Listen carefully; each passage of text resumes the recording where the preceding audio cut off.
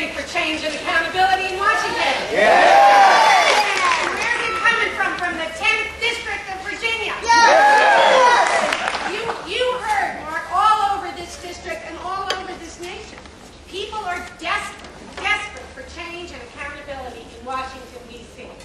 We know that George Bush, Frank Wolf, and all the others are leading this country in the wrong direction.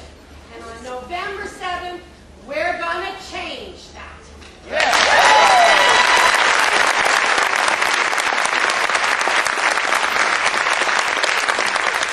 Frank Wolf's been in Congress for 26 years. We know that if he goes back for a 14th term, count them, 14, we're going to get more of the same.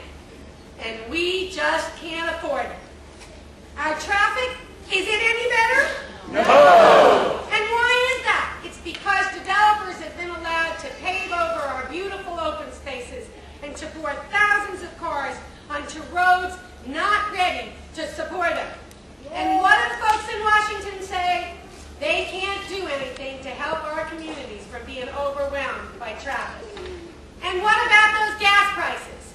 Yeah, $2.75 looks better than $3, but we know that's going up. We're paying $3 a gallon at the pump while the oil companies are making record profits. And you know, schools in this district are having to raise the prices of school lunches to cover the higher gasoline costs. And what does Washington do about it? Why, they're giving tax breaks to oil companies already earning record profits. And is our health care any more affordable than it was 26 years ago? No! HMOs and drug companies are getting rich while we are paying more for doctor visits and medications and can't count on getting quality care. And the best that Washington can do to talk about a solution, have us pay a bigger share of the bill and tell us to be better shoppers. Something's wrong with this picture. This is just not acceptable. We need change, and we need to hold politicians accountable for failing us. I'm a teacher. I've been an independent policy expert for 30 years, working on getting affordable health care to everybody.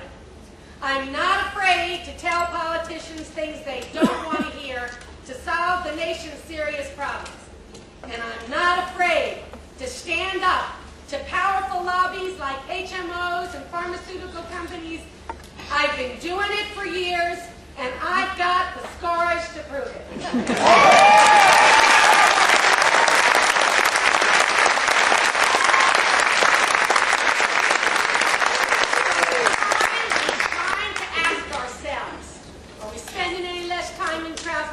What are we paying for gas? Do we even have an energy policy? Is our health care more affordable?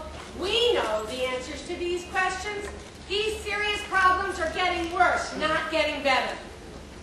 When I was growing up, John F. Kennedy was president. And he inspired, I know, many in this room to know that Americans working together can solve any problem, make our future brighter.